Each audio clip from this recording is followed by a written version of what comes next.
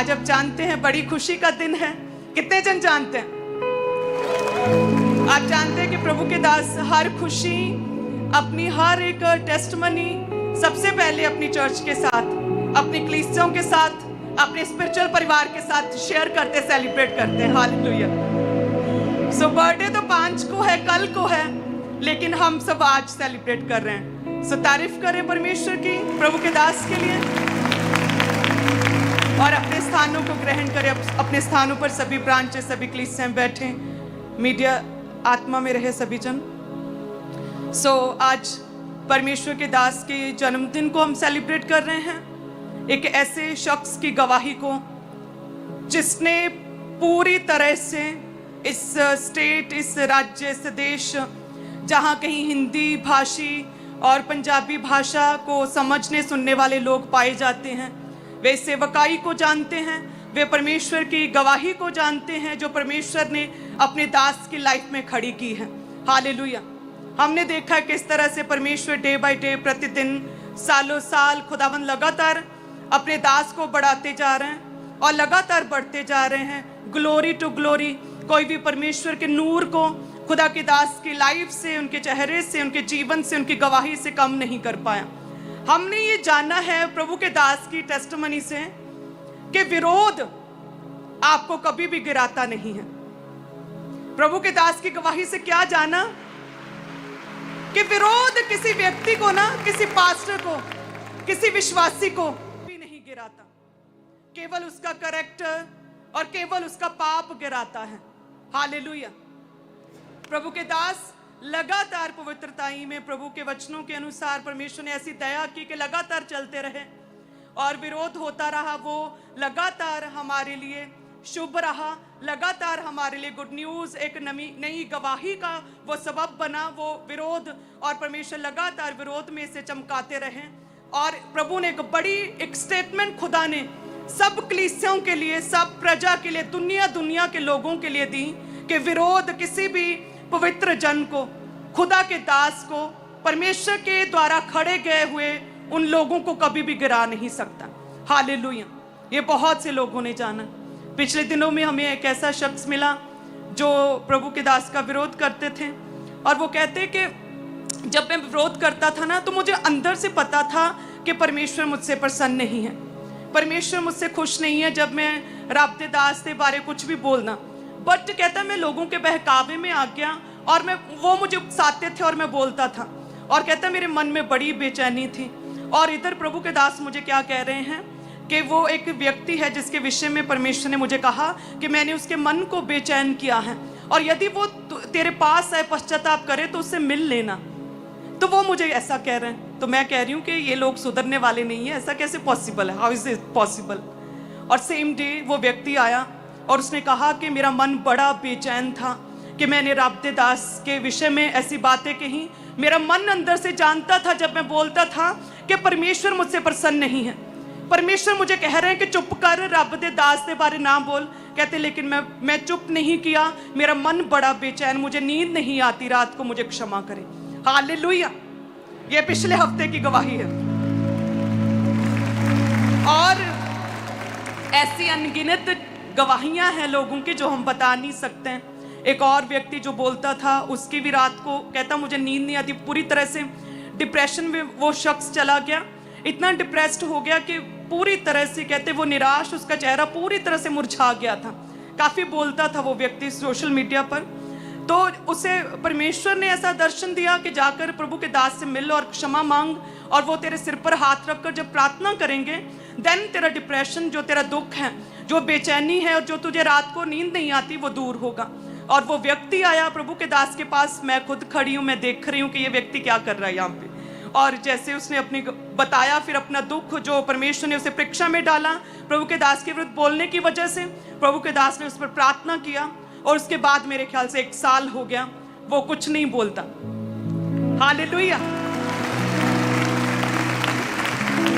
सो मैं ये उन लोगों की गवाही बता रही हूँ जो थोड़े से आत्मा में हैं, कि जो थोड़े बहुत प्रेयर करते हैं, हाँ परमेश्वर को मानते, उन लोगों की बात कि उन्हें फिर जब वो प्रभु की प्रेजेंस में बैठते उन्हें पता चलता कि नहीं हम यहाँ पर गलत हो गए। जो लोग पूरी तरह से गिर चुके हैं, उन्हें कभी रियलाइज नहीं होता कि वो कुछ गलत कर रहे हैं। हालेलुया। सो दो तरह के हैं क्रिश्चियनिटी में, एक वो जिन्हें कभी रियलाइज नहीं होता क्योंकि वो गिर चुके हैं और परमेश्वर से वो पूरी तरह से दूर हो चुके हैं, जो प्रभु की प्रेजेंस में बैठते ही नहीं। जब कोई व्यक्ति परमेश्वर की प्रेजेंस में बैठेगा ही नहीं तो उसे कैसे रियलाइज होगा कि वो किस जगह पर गलत है। तो ऐसे तो है, प्रभु कहते हैं जो गिर चुके पूरी तरह से, उन्हें तो पूरी तरह से माइनस कर दो, लेकिन जो थोड़ा बैठते थे, जिन्हें रियलाइज हुआ, वो आए और उन्होंने क्षमा मांगी और परमेश्वर ने उन्हें चैन दिया है, उन्हें शांति दी है पिछले दिनों में। हालेलुया, तारीफ करे सभी के लिए। सो ऐसा परमेश्वर है, बड़े अमेजिंग मार्वलस मैनिफेस्टेशंस, बड़े मार्वलस दर्शन परमेश्वर दिखाता है, जिन्हें डे बाय रोज हम देखते हैं और बड़े हैरान होते हैं कि वाकई में परमेश्वर का बड़ा हाथ हम पर, खुदा के नबी के ऊपर और परमेश्वर की कॉलिंग के ऊपर है कि जो परमेश्वर कहता है कि विरोध कभी नहीं गिराता। जब किसी व्यक्ति का करैक्टर गिरता है, जब कोई व्यभिचार में पड़ता, पाप में पड़ता, सिन में पड़ता, अनाज्ञाकारिता करता है, फिर वो गिरता। कहते शाऊल जिसे परमेश्वर ने चुना, कहते जैसे अनाज्ञाकारिता की फिर वो गिरा, उसकी कॉलिंग तब खत्म हुई। कहते दाऊद जो परमेश्वर के संग संग चलने वाला, जब वो अपने करैक्टर में गिरा, कहते तब उसकी लाइफ में फाइट्स, संघर्ष शुरू हुए, फिर से सब वही चक्कर पड़ गए, फिर से वो नीचे गिरा। लेकिन जो व्यक्ति खड़ा रहता है परमेश्वर के वचन पर, यूसुफ कहते कोई नहीं देख रहा था, कमरे में पोतीफर की पत्नी और यूसुफ था, कोई नहीं देख रहा था, लेकिन जो अपने घर में ना, आप अपने कमरे में आप पर्सनली कैसे परमेश्वर के साथ रहते हैं, आप कितना वचन को फॉलो करते हैं, आपकी पर्सनल लाइफ में आप क्या करते हैं, उसका रिवॉर्ड या फिर उसका फेलियर आप पब्लिकली देखते ही देखते हैं। यूसुफ ने कहते अकेले में उसने मना किया। डैनियल के विषय में लिखा, अकेले में कहते प्रेयर करता था, 3 टाइम प्रेयर करता था, और कहते परमेश्वर ने पब्लिकली रिवॉर्ड दिया। और खुदा कहते हैं परमेश्वर के वचन में कि जो खूंखार सिंह थे, खूंखार शेर, ऐसे जानवर जो फाड़ डालते हैं, जो झपट्टा मारते, फाड़ डालते, एक सेकंड भी रुकते नहीं, परमेश्वर कहते हैं डैनियल के सामने, क्योंकि पर्सनली परमेश्वर के साथ जुड़ा रहा। और खुदा कहते पब्लिकली, खुदा कहते कि उन खूंखार जानवरों को भी एक पेट्स की तरह, उनके नेचर को, उनके स्वभाव को खुदा ने बदल दिया। ऐसा परमेश्वर है, ऐसा। हालेलुया। कहते रूथ जो प्रभु को जानती नहीं थी, इतना नई प्रभु में थी, कहते अपनी सास के पर्सनली अपने घर में आप कैसे हैं वो बता रही हूं मैं आपको। कहते अपनी सास की अधीनगी में थी, रिस्पेक्ट करती थी अपनी सास की। आपके पेरेंट्स, आपके सास ससुर कैसा भी नेचर क्यों नहीं है, आपको प्रभु ये आज्ञा देता है कि आपने उनकी अधीनगी में उनकी रिस्पेक्ट करनी है। आपकी ये ड्यूटी है कि आप उनकी ज़रूरतों को पूरा करें, अपनी ओर से उन्हें खुश रखें, अपनी ओर से आपने किसी भी तरह का दुख अपनी सास, अपने ससुर, अपने माँ, अपने बाप को नहीं देना।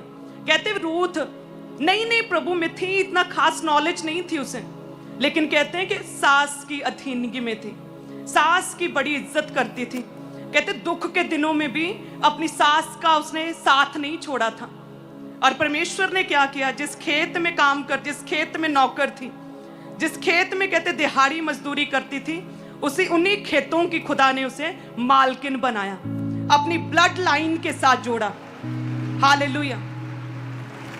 जो आप अकेले में हैं, जो जैसी आपकी पर्सनल लाइफ है, कि प्रभु कहता तेरा शरीर क्या है, पवित्र आत्मा का मंदिर है, तो आप कहेंगे ना कि ये मेरा शरीर है, ये परमेश्वर की देन है, तो मैं अपने हाथों से चोरी नहीं करूंगा। आप कहेंगे ना कि ये मेरा शरीर है, तो मैं अपने पाँव को शराब के ठेकों, पबों, क्लबों, अन्य जगहों पर जहां परमेश्वर का आत्मा वास नहीं करता वहां नहीं जाऊंगा। आप कहेंगे ना कि ये मेरी जुबान जो है वो परमेश्वर की देन है, मेरा शरीर, तो मैं किसी की निंदा नहीं करूंगा, मैं किसी को कोसूंगा नहीं, मैं किसी पर दोष नहीं लगाऊंगा। आपके कान, आपका शरीर परमेश्वर की देन है, तो आप कहेंगे ना कि मैं अपने कानों से किसी से चुगली नहीं सुनूंगा। आप कहेंगे ना कि मेरा ये शरीर परमेश्वर की देन है और मैं अपनी आंखों से गंदा नहीं देखूंगा, कुछ भी गंदा नहीं देखूंगी। आप कहेंगे ना मेरा ये शरीर परमेश्वर का है उसकी देन है, पवित्र आत्मा का मंदिर है। मैं अपने शरीर से, अपने दिल से, अपने दिमाग से, सोचों से परमेश्वर की महिमा करूंगा। जैसे आप अंदर से हैं, जैसे आप पर्सनली अपने कमरे में हैं, जैसे पर्सनली आप हैं, जब आपको कोई नहीं देखता, उसके अकॉर्डिंग आपको परमेश्वर देखता। आपका टेस्ट में आपके मार्क्स लगते हैं एंड पब्लिकली परमेश्वर रिवॉर्ड देता। सोचिए, जब कोई भी इस दुनिया में किसी को कोई रिवॉर्ड देता है, कोई ट्रॉफी देता है, कोई शील्ड देता है, कितनी खुशी होती है हमें कि वाह, हमें ये ट्रॉफी मिली। मेरे फादर पंच थे गांव में ना, 20-25 साल पंच। तो वो हमारे स्कूल में जब मैं पढ़ती थी तो मेरे फादर आते थे स्कूल में, इनवाइट करते थे सभी पंचों को।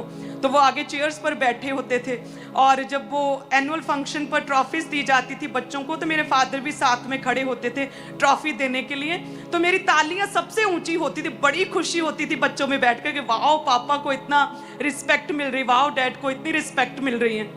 तो तब हमने ये नहीं जानते थे कि दुनिया की रिस्पेक्ट तो ये है जो हम देख रहे हैं, लेकिन जो परमेश्वर ऑनर देता है, जो आदर देता है, वो क्या ही मनोहर और वो क्या ही बड़ा और वो क्या ही अनोखा है। हालेलुया।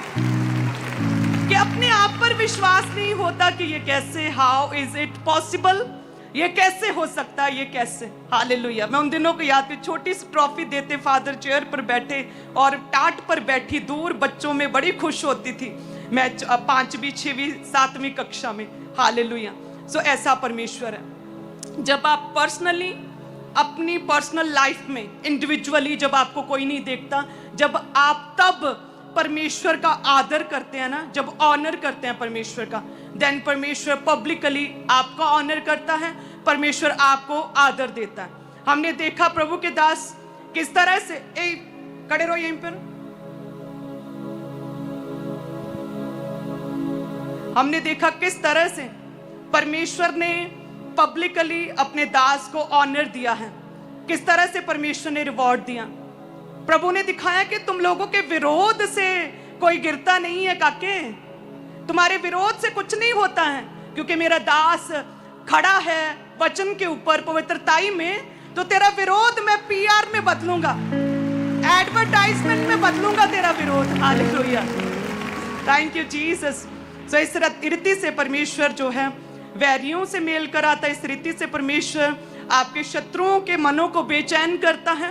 आपने किसी की डिसरिस्पेक्ट नहीं करनी कभी भी। आपकी पर्सनल लाइफ में यदि कोई कुछ करे, जस्ट प्रेयर करें, परमेश्वर पर विश्वास रखें। आपको प्रभु पर भरोसा होना चाहिए, लेकिन साथ ही साथ भरोसा तभी होगा परमेश्वर पर जब आप पर्सनली परमेश्वर के साथ जुड़े हुए हैं। जब कोई नहीं देखता तब जब आप परमेश्वर के साथ जुड़े हुए हैं। हमारी पर्सनल लाइफ में हम कभी भी किसी व्यक्ति विशेष को, किसी पास्टर को कभी डिस्कस नहीं करते। मैं और मेरे हस्बैंड, हम कभी किसी के विषय में बात, हमारे पास इतना समय नहीं कि हम किसी को डिस्कस करें, किसी व्यक्ति के विषय में बुरी बात करें या किसी के बारे में डिस्कस करें, उसने ये कर दिया, उसने वो किया। नो, सब कुछ प्रभु पर छोड़ते। प्रभु तू देख, तू पलटा लेने वाला परमेश्वर, तू देख प्रभु, हमारे पास समय नहीं, हम तेरे काम करेंगे बस। प्रभु तू ऊंचा करने वाला परमेश्वर है। हालेलुया।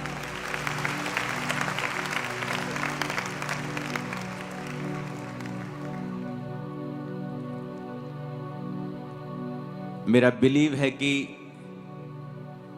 पिछले साल जो परमेश्वर की महिमा को आपने देखा है, इस साल हम कुछ ऐसा देखेंगे जो इस मिनिस्ट्री ने पहले कभी नहीं देखा। प्रार्थना के समय परमेश्वर का आत्मा मुझे दिखा रहा था कि लोग हैरान हो रहे हैं कि इतने, जब इवनिंग क्रूसेड शुरू होते हैं, जब जहां तक निगाह जाती है कैमरा दिखा नहीं पा रहा गैदरिंग को, ड्रोन्स दिखाते हैं सही तरीके से। परमेश्वर मुझे दिखाया है अगले साल, इस साल 2026 में, जब 25 में प्रार्थना कर रहा था, परमेश्वर ने दिखाया अगले साल क्या होगा। अब ये 2026 में जब लोग क्रूसेड्स देखेंगे, ये इस इतिहास के सबसे बड़े क्रूसेड्स होंगे और लोग देखेंगे कि कहां तक निगाह जा सकती है। ड्रोन्स को थका देंगे हम। और ये परमेश्वर की ओर से निर्धारित हो चुका है। जब कोई चीज परमेश्वर की ओर से निर्धारित हो जाए तो शैतान का जलना और उछलना स्वाभाविक है। तो उसकी परवाह कभी मत किया करो।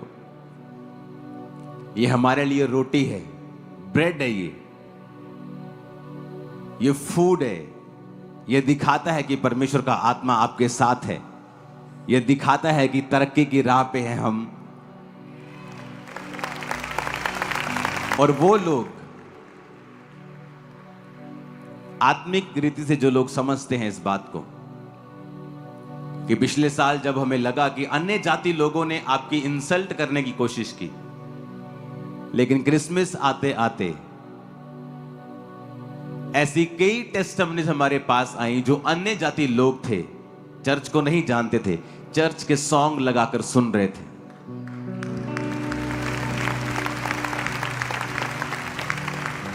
और जो प्यार अब अन्य जाति लोग आपसे करते हैं, इस चर्च से करते हैं, जब उन्होंने इस चर्च का स्वभाव देखा कि ये बदला लेने वाले लोग नहीं हैं, ये वचन पे चलने वाले लोग हैं,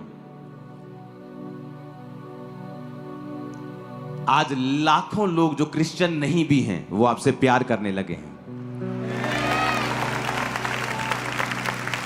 शैतान ने आज तक जो कुछ भी किया है उसका उल्टा असर उसको हुआ है और उसका पॉजिटिव इंपैक्ट चर्च पर और सेवकाई पर पड़ा है। इस 31 नाइट को 21 साल की मेरी सेवकाई की सबसे बड़ी गैदरिंग थी। इस 31 नाइट को इस 31 नाइट को क्योंकि बाहर टेंट्स, इस हेड शेड के बाहर भी टेंट्स लगे थे, बांस लगे थे, वो गैदरिंग कैप्चर नहीं कर पा रहे थे। ड्रोन्स भी सब तरफ, जो 8.5 एकड़ का हॉल ऐड किया वो भी उस रात को खुला था, वो भरा हुआ था। हीलिंग हॉल, ये हॉल, पीछे, पास, एवरीथिंग। और परमेश्वर हमें दिखा रहा था कि मैंने अपना काम जो शुरू किया है, मेरा वो दर्शन अभी भी जो शुरू हुआ है यहां,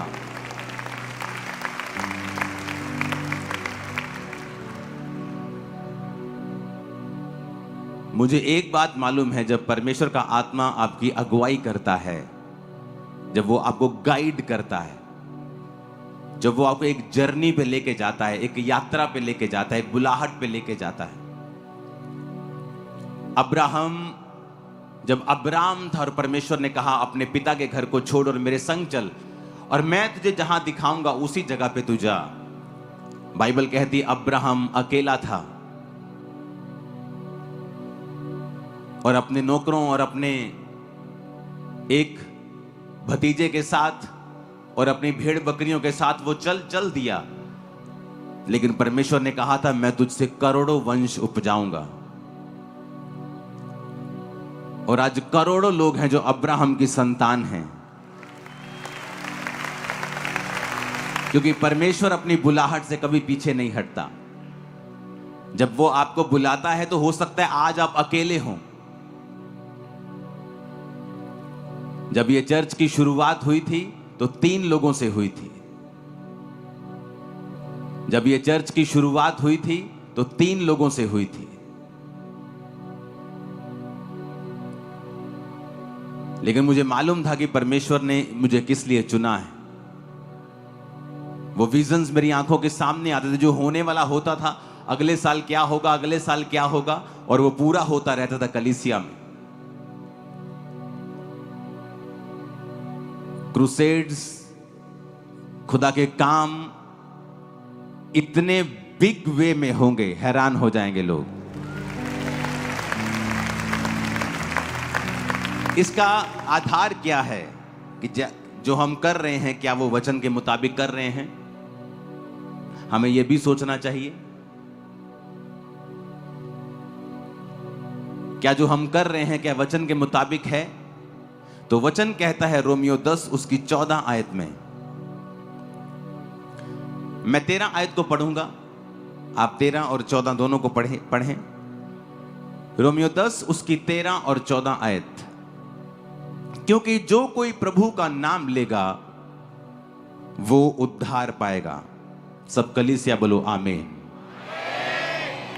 13 आयत को पढ़ेंगे, रोमियो 10 उसकी 13 आयत। क्योंकि जो कोई प्रभु का नाम लेगा वो उद्धार पाएगा। अब 14 आयत को पढ़ेंगे, फिर जिस पर उन्होंने विश्वास नहीं किया उसका नाम कैसे लें।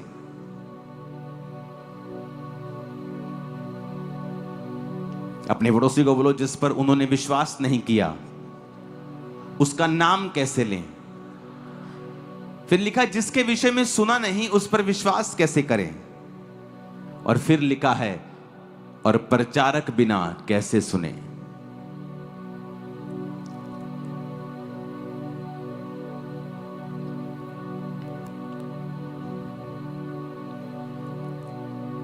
कहता जो कोई प्रभु का नाम लेगा वो उद्धार पाएगा। उद्धार को जब हम यूनानी भाषा में पढ़ते हैं, जिस ओरिजिनल भाषा में बाइबल लिखी गई थी, उसका मतलब है सोटेरिया, जिसका मतलब है डिलीवर होना, हेल्थ, सेव होना। उद्धार का मतलब सिर्फ आत्मिक उद्धार नहीं है, सिर्फ स्वर्ग जाना नहीं है। उद्धार का मतलब स्वर्ग जाना है। उद्धार का मतलब हीलिंग है। उद्धार का मतलब फाइनेंशियल उद्धार है, फिजिकल उद्धार है, मेंटल उद्धार है। हर तरह का उद्धार है, हर तरह की हीलिंग है जो परमेश्वर आपको देता है। हां, उसमें जो आत्मिक स्वर्ग जाना है, आत्मिक अनंत जीवन है, वो टॉप के ऊपर है। वो प्रायोरिटी टॉप के ऊपर है, वो सबसे पहले आता है कि आप अनंत जीवन के वारिस होंगे। लेकिन उसका कंप्लीट मतलब है कि आप अनंत जीवन भी जाएंगे और इस धरती के ऊपर भी आप छुटकारा पाएंगे शैतान से, बीमारियों से, तकलीफों से, वो मेंटल टॉर्चर से, वो शैतानी डिप्रेशन से, वो फाइनेंशियल टॉर्चर से, वो बोझ से, वो जुए से जो आपके सिर पे हो रहा वो ऊपर नहीं देख पा रहे हैं, उस बोझ से परमेश्वर ने कहा जो कोई परमेश्वर का नाम लेगा वो उद्धार पाएगा। और वचन कहता है कि यहूदियों, 12 आयत में लिखा, यहूदियों और यूनानियों में कुछ भेद नहीं। इसका मतलब क्या? इसका मतलब चाहे वो क्रिश्चियन हो चाहे नॉन क्रिश्चियन हो, जो कोई परमेश्वर का नाम लेगा वो उद्धार पाएगा। 12 आयत में लिखा, यहूदियों और यूनानियों में कुछ भी भेद नहीं, क्योंकि वो सबका प्रभु है और अपने नाम लेने वालों के लिए उदार है। कहता चाहे कोई यहूदी हो चाहे कोई यूनानी हो, यानी चाहे कोई परमेश्वर को पहले से मानने वाला हो चाहे ना हो, जो कोई प्रभु का नाम लेगा वो उद्धार पाएगा। वो उद्धार शारीरिक है, वो उद्धार आत्मिक है, वो उद्धार फाइनेंशियल है। वो छुटकारा पाएगा अपने कर्जों से भी, अनंत जीवन को पाएगा, वो स्वर्ग राज्य का अधिकारी होगा। जो कोई परमेश्वर का नाम लेगा वो उद्धार पाएगा। यहूदियों और यूनानियों में कुछ भी भेद नहीं। जो कोई आएगा और जीसस का नाम लेगा वो बचाया जाएगा अपनी शर्मिंदगियों से, अपने कर्जों से, पापों से, दुखों से, बांझपन से। जो कोई, एनीबॉडी। परमेश्वर नहीं कहेगा तू किस धर्म से आता है, तूने कितने पाप किए हैं। अगर हम माफी मांगेंगे और परमेश्वर के पास आएंगे तो उसने कहा तो उद्धार पाएगा। तेरे पाप चाहे लाल रंग के हों, मैं उन्हें माफ कर दूंगा। तेरे पाप चाहे ऐसे हों कि बहुत ही गाढ़े हैं, कलर के हैं, ऐसे हैं जो माफ नहीं किए जा सकते लोगों के द्वारा, लेकिन मैं उन्हें माफ कर दूंगा। वचन कहता है, पर 14 आयत में एक सवाल किया है पौलुस ने। कहता है जिस पर उन्होंने विश्वास नहीं किया उसका नाम कैसे लेंगे। कहता तुम कहते हो कि जब कोई प्रभु का नाम लेगा वो उद्धार पाएगा, पर कहता जब तक लोगों को विश्वास नहीं है वो नाम कैसे ले जीसस का। फिर कहता विश्वास तभी करेंगे जब सुनेंगे। जिसके विषय में सुना नहीं है उस पर विश्वास कैसे करेंगे। जब मेरे को यीशु मसीह के बारे में बताया गया तो मैंने परमेश्वर के ऊपर विश्वास किया। अगर मेरे को कोई बताता ही नहीं तो मैं विश्वास कैसे करता। आपको किसी ने बताया, आपने YouTube के ऊपर सुना, आपको किसी बहन ने बताया, किसी रिश्तेदार ने बताया, आपने कहीं इंटरनेट पे देखा, आपने कहीं से बात सुनी, आपने कोई पोस्टर पढ़ा, आपने कोई पंफलेट पढ़ा, आपने कोई फ्लेक्स पढ़ी जो जहां यीशु मसीह के वचन के बारे में लिखा हुआ था, कहीं से आपने सुना या कहीं से आपने पढ़ा तो ही आपने विश्वास किया। फिर आप चर्च आए, चाहे आपको पूरा विश्वास नहीं था, फिर आपने और सुना, गवाहियां सुनी कि इतने लोग खरीदे नहीं जा सकते हैं। हर रोज, हर संडे, हर थर्सडे 500 लोग गवाहियां दे रहे, इतने लोग खरीदे नहीं, कुछ तो है। और लिखा, जब आप विश्वास करेंगे तभी आप परमेश्वर का नाम लेंगे, क्योंकि जब तक आपने सुना नहीं है आप विश्वास नहीं कर सकते। जब आप विश्वास करेंगे तभी आप परमेश्वर का नाम लेंगे, और जब आप नाम लेंगे तब आप उद्धार पाएंगे। फिर आगे लिखा है, और कहता, जिसके विषय में सुना नहीं उस पर कैसे विश्वास करें, और प्रचारक बिना कैसे सुने। अपने पड़ोसी को बोलो, प्रचारक बिना कैसे सुने। 15 आयत में लिखा है, और यदि भेजे ना जाएं, अपने पड़ोसी को बोलो, यदि भेजे ना जाएं, यदि भेजे ना जाएं तो कैसे प्रचार करें। जैसा लिखा है, उनके पांव क्या ही सुहावने हैं जो अच्छी बातों का सुसमाचार लाते हैं, सुनाते हैं।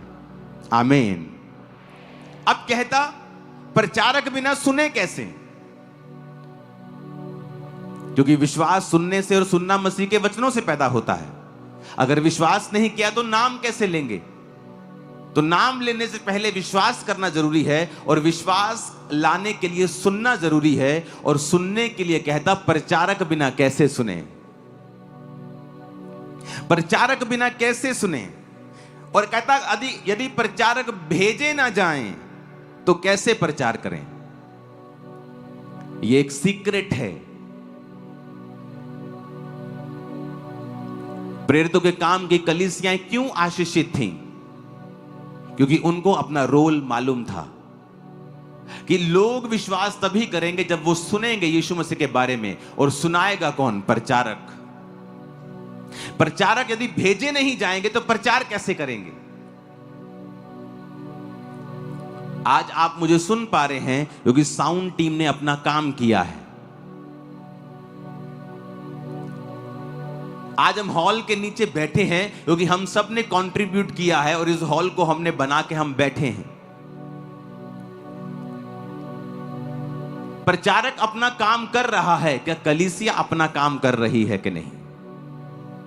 अब प्रभु कहता है, लोगों की लाइफ में अनंत जीवन आएगा, हीलिंग आएगी, डिलीवरेंस आएगी, ब्लेसिंग आएगी, पर कब? जब वो सुनेंगे। क्योंकि सुनेंगे तो विश्वास करेंगे, विश्वास करेंगे तो नाम लेंगे। लेकिन जब वो सुनेंगे ही नहीं, क्योंकि जब तक प्रचारक उनको सुनाएगा नहीं, जब तक प्रचारक भेजा नहीं जाएगा, वो जाएगा नहीं। अगर वो जाएगा नहीं, वो सुनेंगे नहीं तो विश्वास नहीं करेंगे, विश्वास नहीं करेंगे तो नाम नहीं लेंगे, नाम नहीं लेंगे तो उद्धार नहीं होगा। कड़ी के साथ कड़ी जुड़ी है कि जब कलीसिया प्रचारकों को भेजेगी वो प्रचार करेंगे। जब प्रचारक प्रचार करेंगे वो विश्वास करेंगे, वो सुनेंगे और फेथ करेंगे। जब फेथ करेंगे तो वो फिर नाम लेंगे, जब नाम लेंगे तो उद्धार होगा। इसीलिए आपने नोटिस किया होगा कि शैतान को पता है यदि प्रचारकों को मैं बंद कर दूं तो वो उद्धार का काम रुकता है। वो हाथ धो के इसलिए प्रचारकों के पीछे पड़ा रहता है। उसे उन प्रचारकों से तब दिक्कत नहीं थी जब वो नशा करते थे, जब वो शराबी थे, लेकिन जब वो प्रचारक बन जाते हैं उसे दिक्कत होती है। और आपको मालूम होना चाहिए कि वो शैतान है जो गुस्सा कर रहा है, इंसान नहीं है। वो शैतान है जो प्रचारकों के पीछे है। क्योंकि परमेश्वर को पता है, जब शैतान ने प्रभु यीशु मसीह को परखा तो वचन से परखा, अपने आप को नीचे गिरा। तेरे पिता के वचन में लिखा है कि जब तू अपने आप को नीचे गिराएगा तेरे पिता के दूत तुझे संभाल लेंगे, तेरे पांव में पत्थर से ठेस ना लगेगी। जीसस ने कहा पिता के वचन में यह भी लिखा है कि तू अपने प्रभु अपने परमेश्वर की कभी भी परीक्षा ना कर। शैतान वचन जानता है, उसे पता है प्रचारक अगर भेजे जाएंगे, अगर प्रचारक अगर जाएंगे तो वो प्रचार करेंगे, अगर करेंगे तो लोग सुनेंगे, सुनेंगे तो विश्वास करेंगे, विश्वास करेंगे तो नाम लेंगे, नाम लेंगे तो उद्धार मिलेगा। इसलिए वो चाहता है कि प्रचारकों को रोका जाए,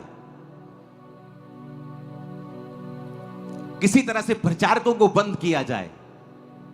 लेकिन शैतान और उसके सब एजेंट्स, प्रचारक 10 गुना बढ़ने वाले हैं यहां। मैं आपको बता रहा हूं, मैंने आपको एक प्रोफेसी दी थी पिछले साल या उससे पिछले, मैंने कहा था कि आने वाले समयों में परमेश्वर यहां पर इस देश में ऐसे लोगों को उठाएगा जो अपनी रीति और रिवाजों से काम करेंगे,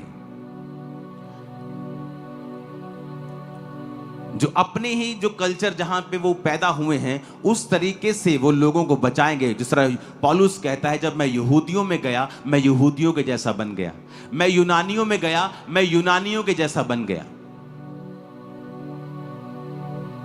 ताकि मैं बहुत से लोगों को अपने जैसा लगूं और मैं बहुत से लोगों का उद्धार करा सकूं। यह बेवकूफी है। आप जानते हैं बाइबल ना तो मेकअप के खिलाफ है ना ही मेकअप के साथ है। ये आपका अपनी चॉइस है। ओवर मेकअप नहीं होना चाहिए, हम सबको पता है। ओवर बहुत ही इतने बड़े बड़े आंखों, बहुत ही ओवर कर लिया, वो स्पिरिचुअल चीजों से बाहर हमें कर देती है। लेकिन अगर आप ये समझें कि आप मान लीजिए आप अमेरिका में हैं और आप वहां पर उन लोगों को प्रचार कर रहे हैं और आप बिल्कुल मेकअप नहीं करते और बिल्कुल व्हाइट सूट में हमेशा रहते हैं, आप उन लोगों को जल्दी इंप्रेस नहीं कर पाएंगे। आपको उनके जैसा लगना होगा कि हम भी आपके जैसे हैं, ताकि उद्धार हो सके, आत्मा बच सके। इसलिए पौलुस ने कहा मैं यहूदियों के लिए यहूदियों के जैसा बना, यूनानियों के लिए मैं यूनानियों के जैसा बना। अगर आप इंडिया में आएंगे और आप जैसे फॉरेन कंट्रीज में लेडीज प्रचार करती हैं, अगर आप यहां करने की कोशिश करेंगे, लोग आपसे इतना इंप्रेस नहीं होंगे, क्योंकि उनको वो कल्चर के बारे में मालूम नहीं है। आप जहां रहते हैं आप उस तरीके से प्रीच करेंगे ताकि आप लोगों को आपका पहनावा, आपकी चीजें एक उद्धार के लिए, क्योंकि परमेश्वर ने सब जातियों के लिए अपनी जान दी है, कि आप एक रुकावट ना हो, आप ऐसे ना हो कि आप मूर्ख लगें, आप अलग लगें, ताकि लोग परमेश्वर के सुसमाचार को समझें, पहचानें और उसे कबूल करें। कितने मेरी बातों को समझ रहे हैं? ये बुद्धि सब में नहीं है। अगर सब में होती तो लोग बचाते वो भी। अगर ये बुद्धि होती तो लोग बचाए जाते। अगर ये विजडम वो यूज करते, अगर बाइबल की राइट नॉलेज वो लेते, तो ऐसा नहीं होता। हालेलुया। इसलिए परमेश्वर ने कहा मैं तुम्हें भेड़ के समान भेड़ियों के बीच में भेजता हूं। तुम सांप की तरह बुद्धिमान रहो और कबूतर के नाई भोले भी रहो। कबूतर किसी का नुकसान नहीं करता और सांप चालाकी से बचता है।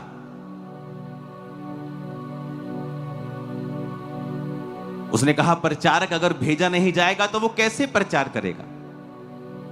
पौलुस ने जिस कलीसिया का थैंक्स किया कि अब मेरा परमेश्वर तुम्हारी हर घटी को महिमा सहित मसीह यीशु में पूरा करेगा, वो कलीसिया थी जिसने अमीर ना होने के बावजूद भी पौलुस को लिखा बार बार मिशनरी कामों के लिए अपने चंदे को भेजकर उसकी सहायता की थी।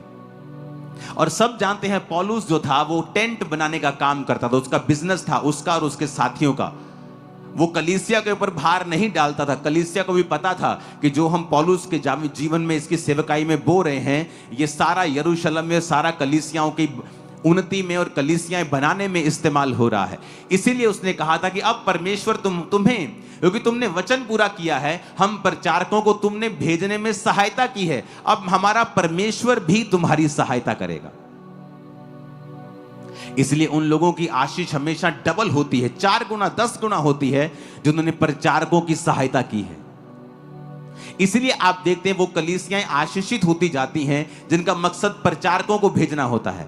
आप एक ऐसी कलीसिया में जब जुड़ जाती हैं जिसका मकसद प्रचार करना है, इवेंजलिज्म करना है, सुसमाचार देना है, और आप ऑटोमेटिकली वो प्रार्थना भी उनके लिए करने लगते हैं, आप वहां बोने भी लगते हैं, आप फास्टिंग करने लगते हैं, आप देखने लगते हैं कि परमेश्वर ने आपकी लाइफ के ऊपर आपको ब्लेस किया है, क्योंकि अब आप परमेश्वर के वचन को पूरा कर रहे हो। यदि प्रचारक भेजे नहीं जाएंगे तो प्रचार कैसे करेंगे?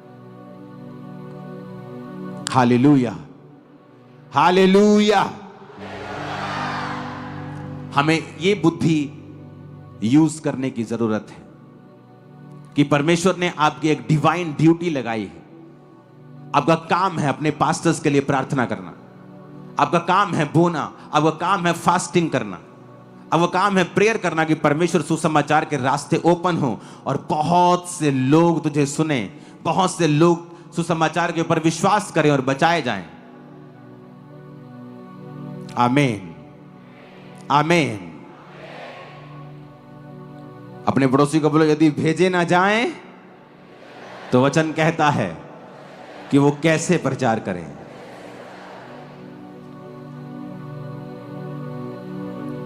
देखो क्वेश्चन कर रहा है वो आपसे, कहता है यदि भेजे ना जाएं तो कैसे प्रचार करें। फिर प्रचारक तो तैयार है, कहता अगर वो भेजे ना जाएं तो कैसे प्रचार करें।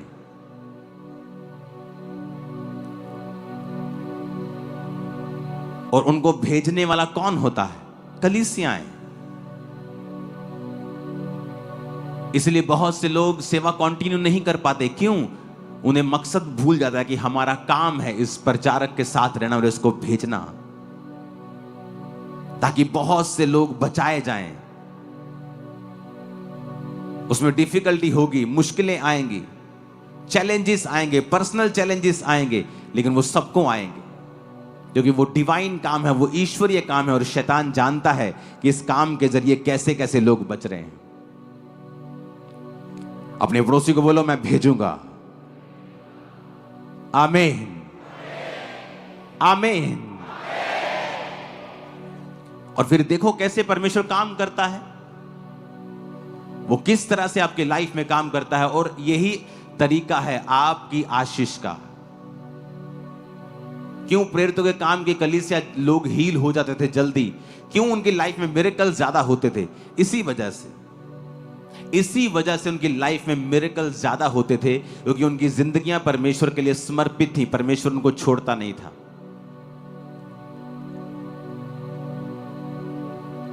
आपकी लाइफ में आप देखना उन लोगों की लाइफ में जो जीवित चर्चिस के साथ हैं, सुसमाचार फैलाने वाली, कंप्लीट गॉस्पल देने वाली, उस चर्च के लोग आपको हमेशा ज्यादा आत्मिक और ब्लेस्ड मिलेंगे। हालेलुया। मैंने आपको प्रोफेसी दी थी 2 साल पहले कि ऐसे लोग उठेंगे जो अपने अपनी रीतियों से प्रचार करेंगे। हां, जब आप कोई सॉन्ग निकालें तो आपकी वर्डिंग नॉन बिब्लिकल नहीं होनी चाहिए, बदले की भावना वाली वर्डिंग नहीं होनी चाहिए। ना रख दांगे, ना पतांगे, टक दांगे, ऐसा नहीं होना चाहिए। वर्डिंग बिब्लिकल ही हो, उसकी ट्यून कोई भी हो सकती है, वो उस एरिया के मुताबिक हो सकती है, उस देश के मुताबिक हो सकती है, उस कल्चर के मुताबिक हो सकती है। लेकिन बाइबल के वर्ड जो हैं, जो बाइबल की स्पिरिट है, जो क्रिश्चियन स्पिरिट है, उससे बाहर आप नहीं जा सकते हैं। हालेलुया। और लोगों को भी यह समझना चाहिए कि विरोध करने की बजाय आप उसे समझा सकते हैं पर्सनली फोन करके कि ब्रदर नेक्स्ट टाइम जब आप सॉन्ग निकालें तो इस स्पिरिट के साथ निकालें। क्योंकि ये परमेश्वर ने कहा था मुझसे कि लोगों को बोलना, 2 साल पहले की ये बात है कि विरोध ना करें, क्योंकि ऐसे लोग उठेंगे जो अपनी अपनी तरीके से, अपने अपने रीतियों से वो प्रीच करेंगे और लोगों को अपनी ओर खींचेंगे। और ये शुरुआत हुई, बहुत कुछ होगा आप भी आगे। हर स्टेट में आप देखोगे, हर स्टेट में आप देखोगे बड़ा काम होते हुए। आमीन। ऊंचे वाला चाहिए चर्च।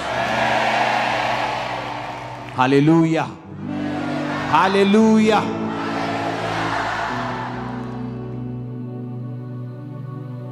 जो चर्च जब भी खड़ी हुई है, वो खड़ी हुई है परमेश्वर के एक बड़े मकसद के लिए।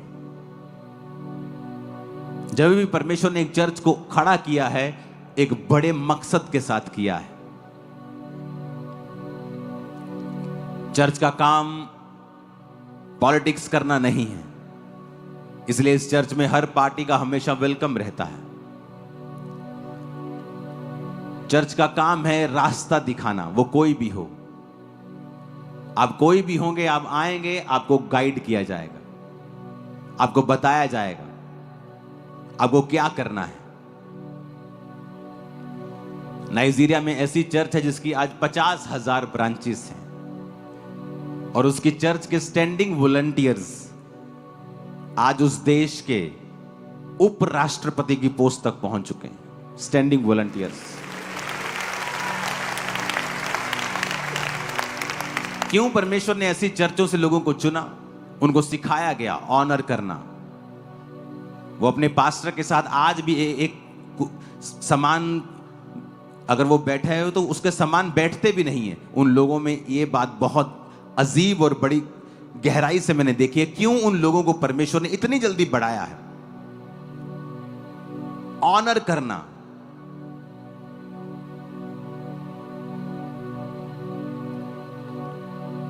और इसीलिए परमेश्वर ने उनको ऊंचा किया है। वो समझते हैं प्रचारक की वैल्यू को, वो समझते हैं उस दर्शन की वैल्यू को। बात इंसान की नहीं, बात मूसा की नहीं। जब मूसा को किसी ने कुछ कहा हो तो परमेश्वर ने उसे कोड़ी कर दिया। बात मूसा की नहीं, बात उस दर्शन की है जो परमेश्वर ने अपना उस जगह पे रखा है और मूसा को उसका अगुवा बनाया है। बात उस दर्शन की है, बात परमेश्वर की है कि जब आप मूसा के खिलाफ खड़े हो रहे हैं, आप इनडायरेक्टली परमेश्वर के खिलाफ खड़े हो रहे हैं, क्योंकि वो विजन जो है वो परमेश्वर का है। हालेलुया। एक अन्य जाति व्यक्ति अगर पॉलिटिक्स में है, वो शराब पिए, वो कुछ भी करता है, परमेश्वर उसको अलग तरीके से देखता है। वो व्यभिचार में है क्योंकि वो वचन नहीं जानता है, और वचन में लिखा है वो लोग ज्यादा चालाक हैं, ज्यादा चालाक हैं। वो आते हैं, हाथ जोड़ते हैं, अपना काम कराते हैं, चले जाते हैं। और अपने वाले लोग इतने मूर्ख हैं बेचारे, खिलाफत ही करते रहते हैं एक दूसरे की, और फिर उन्हीं चर्चों में वोट्स मांगने जाते हैं और लोग याद रखते कि ये तो वही था ना। क्योंकि चर्च का काम पॉलिटिक्स करना नहीं। अगर इस चर्च ने कभी पॉलिटिक्स में जाना ही नहीं, तो जिसने जाना है वो ये ध्यान रखे कि हमें लोगों को कैसे अपनी ओर करना है। अगर हम ही ये बेवकूफियां करते रहेंगे और बाद में चर्च में खड़े होकर प्रार्थना करवाने के लिए आएंगे तो कुछ नहीं होगा। इसलिए परमेश्वर ने कहा दूसरे लोग ज्यादा चालाक हैं। क्रिश्चियन लोगों से ज्यादा चालाक लिखा है बाइबल में। क्यों लिखा परमेश्वर ने ऐसा? उनको बुद्धि है, वो जानते हैं, अपना काम करो और चलें। हालेलुया। जब तक आप ऑनर नहीं करेंगे उस विजन का, तब तक परमेश्वर आपको ऊंचा नहीं करेगा। वो क्रिश्चियन लोगों को बड़े ध्यान से देखता है। जब तक आप व्यभिचार से और शराब से और नशों से बाहर नहीं आएंगे, वो कभी पॉलिटिकली आपको ऊंचा नहीं करेगा, क्योंकि आप वचन जानने वाले लोग हैं। जब तक आप वचन जान के गुनाह करते रहेंगे, परमेश्वर आपको हमेशा नीचा रखेगा। आप वचन को जानेंगे, आप प्रार्थना करेंगे, आप बाइबल को पढ़ेंगे, आप ऑनर करेंगे विजन्स का, दर्शनों का, परमेश्वर आपको ऊंचा करेगा। वो किसी भी तरह से करे, वो करेगा। वो लोगों के दिल में डाले, वो बड़े लोगों के दिल में डाले, वो किस तरह से आपको बढ़ाएगा, फिर वो परमेश्वर पे छोड़े। आज प्रॉब्लम ये है कि हर एक व्यक्ति, चाहे वो सामाजिक तौर से मसीह में है, चाहे वो पास्टर के तौर पे, बुद्धि की कमी की वजह से वो लोग बढ़ नहीं पा रहे हैं। जब कुछ करने का समय होता है, जीरो रिजल्ट है उनके। रीजन क्या है? विजडम की कमी।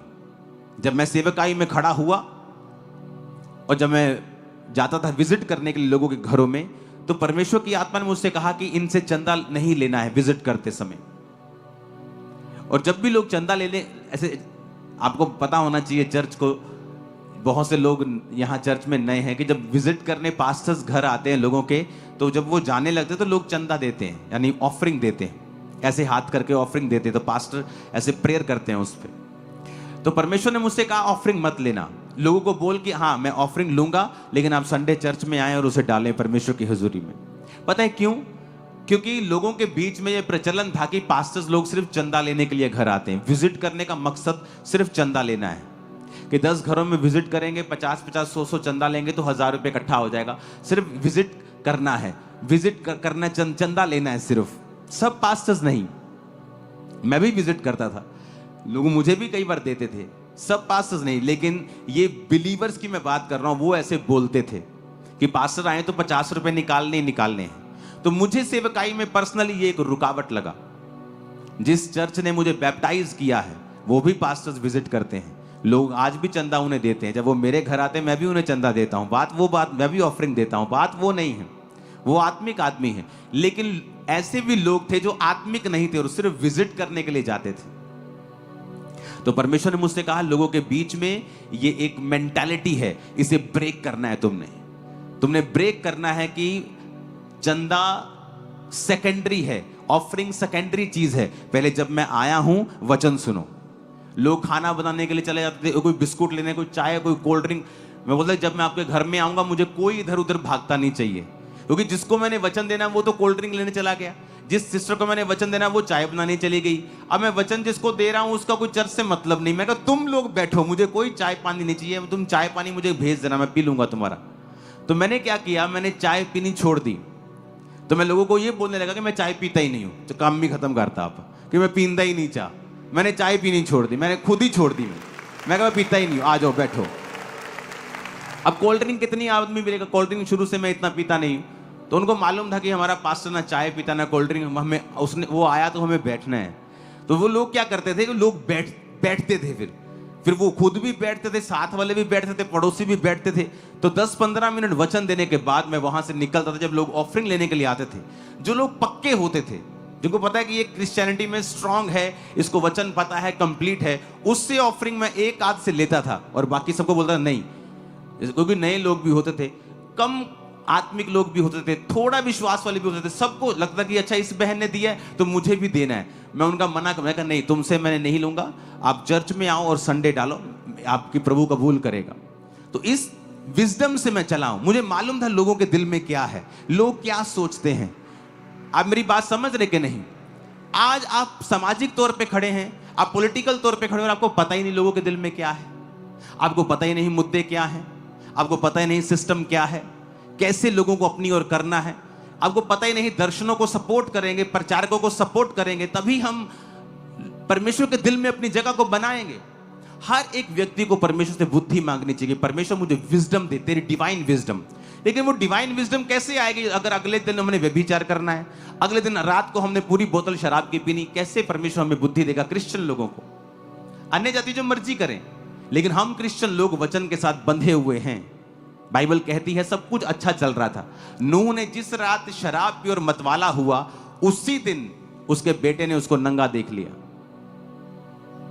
शराब एक शुरुआत होती है कि आप पापों में घुस जाएंगे, आपकी बुद्धि भ्रष्ट हो जाएगी, आपको ना बोलने वक्त मालूम होगा आप क्या बोल रहे हो, ना करने वक्त पता होगा आप क्या कर रहे हो। इसलिए परमेश्वर ने उससे कहा है मदिरा उसको दो जो नाश होने पर है, जो मतलब कि अपने जीवन को तबाह कर चुके, जो नाश होने पे, जिनको कोई मतलब नहीं, वो मरे जिए, नरक जाए स्वर्ग जाए, क्या हो रहा है क्या नहीं, उनको दे दो मदिरा, दे दो मदिरा, उनको दे दो शराब उनको।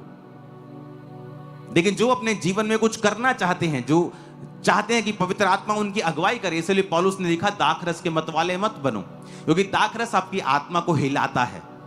एक कमजोर आदमी भी दलेर फील करता है, और परमेश्वर नहीं चाहता कि तुम ऐसी दलेरी एक शराब के साथ फील करो। इसलिए वो कहता तुम वो दलेरी पवित्र आत्मा के भरने से महसूस करो। कि जब आप पवित्र आत्मा से भरते हैं, आप सेम फीलिंग होती है आपको, आप दलेर हो जाते हैं। कितने मेरी बात को समझ रहे हैं? ये हमें बुद्धि की जरूरत होती है। सेवकाई में बुद्धि लगती, डिवाइन विजडम, शारीरिक बुद्धि नहीं। अगर वो ऐसा कर रहा है मैं भी ऐसा कर लूं, नो नो नो। ईश्वरीय बुद्धि कि परमेश्वर कैसे कार्य कर रहा है, लोगों के हृदयों में क्या है, कैसे मैं परमेश्वर का काम करूं। इस तरह से मैंने परमेश्वर के काम को स्टार्ट किया, और लोगों ने समझा कि नहीं ये हमें वचन देने ही आए हैं, ये हमारी स्पिरिचुअल लाइफ को ही देख रहे हैं, ये हमें फीड कर रहे हैं, ये अपनी भेड़ों का ध्यान रख रहे हैं।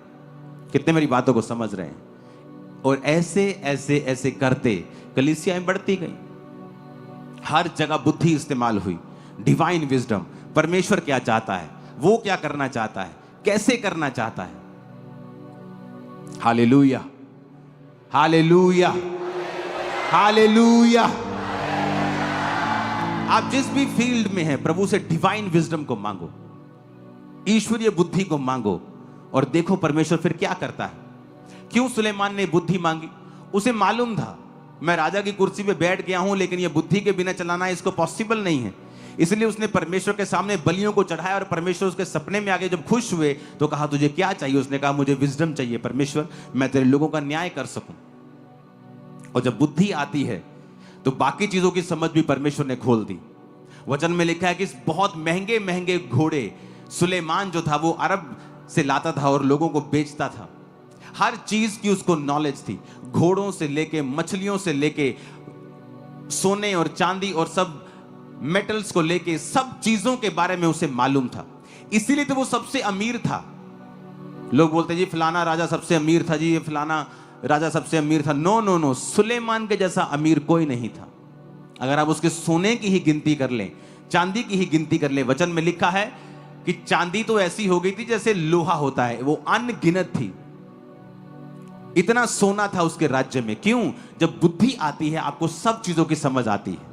आपको घर कैसे चलाना है, बिजनेस कैसे चलाना है, बच्चों को कैसे चलाना है, वाइफ को, हस्बैंड को क्या बोलना है, क्या, ये बुद्धि आपको परमेश्वर का वचन देता है, उसका आत्मा आपको देता है। जब आप प्रार्थना करते हैं सुबह उठ के, आप प्रभु को इनवाइट करते हैं, आप बाइबल पढ़ते हैं, आप फास्टिंग करते हैं, क्रिश्चियन लाइफ बिताते हैं, परमेश्वर में सही जीवन बिताते हैं, फिर आप जिस भी फील्ड में होंगे परमेश्वर का आत्मा आपकी अगुवाई करेगा। कान खुले हैं कि नहीं आज? और इस बुद्धि के द्वारा ही फिर आप आगे बढ़ते हैं। अगर वो उसमें कमी है वो आप ही का नुकसान करती है, किसी का नहीं। Hallelujah, hallelujah. अपने हाथों को उठाओ।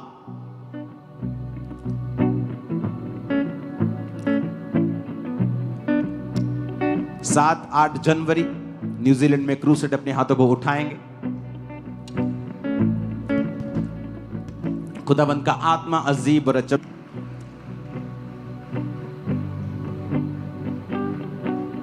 और जो कुछ भी आपने आज तक किया है खुदावंद की सेवकाई में,